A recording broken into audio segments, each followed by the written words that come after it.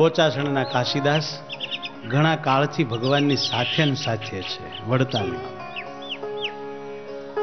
મહારાજ કહે છે કાશીદાસ ભાઈ તો કે શું? તો કે હવે તમારે ગામ બોચાસણ ઘરે જાઓ, ઘરકામ સંભાળો, બહુ વખત થયો તમે હારે હારે છો, પછી બાળ બચ્ચાનું ધ્યાન રાખવું, નહીતર પછી લોકો આપણી નિંદા કરે.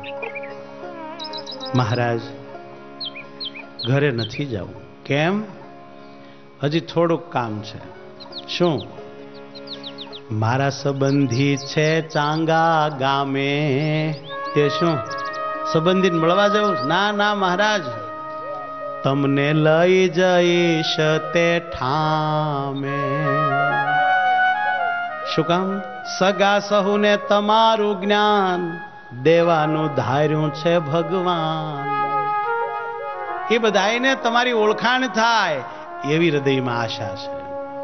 અને ખરેખર બોચાસણના આ કાશીદાસ સત્સંગ પ્રચારક ભગત હતા. ભગવાન સ્વામિનારાયણ ઉપર એમને અતિ ગાઢ પ્રેમ હતો. અરે એમણે અનેક ઉત્સવમાં હાજરી આપીને અનેક ઉત્સવ કરાવ્યા. સમયામાં પોતે આવે ત્યારે મહિનો મહિનો વડતાલમાં રોકાય, અહીંથી જવાનું નામ ન લે. ભગવાનને એના ઘરની કુટુંબની વ્યવહારની ચિંતા થાય, પણ ભગત ચિંતા કરે નહીં. અરે આનું નામ ભગત. નાખે બધું ભગવાન માથે, રાખે ઉપાધિ ભગવાન. મહારાજને કહેવું પડે કાશીદાસભાઈ ઘરે જાઓ. ત્યારે કાશીદાસભાઈને એવું લાગે કે હવે મહારાજ મને રહેવા નહીં દે. એટલે શું કે મહારાજ તમાકુ વેચવા આવ્યો છું. મહારાજ કે વેચાણી કે નહીં? તો કે હજી નહીં વેચાણી. ઠીક, તારે રોકાવ. આમ બાના કાઢીને રે અને દર્શન કરે, ભજન કરે, સત્સંગ કરે. બોલો આપણું કેમ? એ બધું એમ સમજાણું. પછી વળી થોડાક દિવસ થાય ત્યાં કાશીદાસભાઈ મહારાજની નજરે ચડે.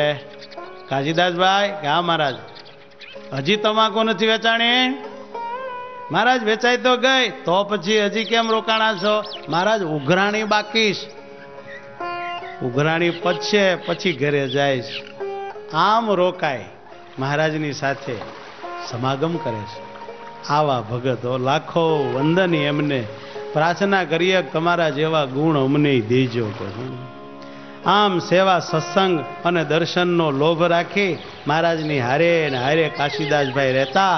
એના દિલમાં એવો ભાવ કે મારા સગાના જેટલા ગામ છે તે બધે ગામે મારા પ્રગટ પ્રભુ શ્રી હરિને તેડી જવા.